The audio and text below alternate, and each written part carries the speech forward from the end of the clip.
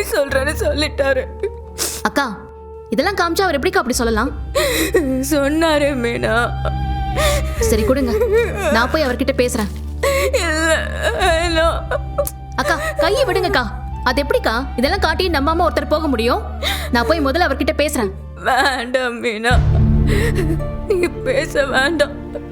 ஏன் ஏன் பேச வேணாம்னு சொல்றீங்க? நான் போய் சொல்றேன்னு மட்டும் அவங்க சொல்லியிருந்தாருன்னா பரவாயில்ல.